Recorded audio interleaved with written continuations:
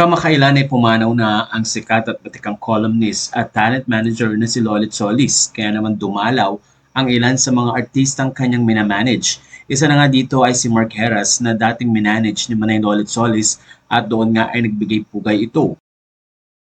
Doon ay kinuwento ni Mark at binalikan ang isang tagpo na kung saan ay nagkita sila ni Manay Lolit Solis sa isang bangko sa Quezon City.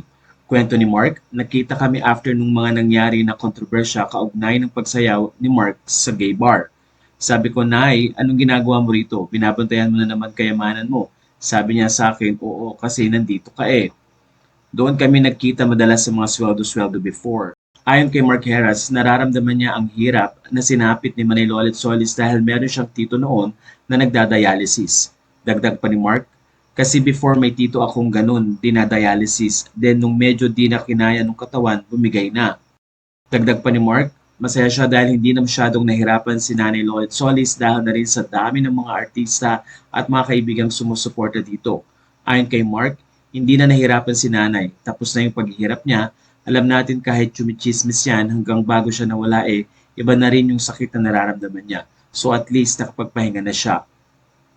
Matatanda ang nagkaroon ng tila alitan sa pagitan ni Lolit Solis at ni Mark Heras, pero inamin ni Mark na hindi siya nagtanim ng galit sa kanyang dating manager.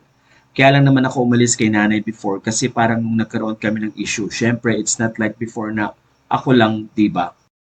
Syempre may pamilya na ako, may asawa na tapos di sila ganun kasanay sa intriga. Kaya yun, that's the only reason ba't ako umalis kay Nanay Lolit. Sabi pa ni Mark, hindi na siya bata para magtanim pa ng galit sa nasabing dating manager at iniingatan niya ang kanyang pamilya pati na rin ang naging relasyon nga nila ni Lolit Solis.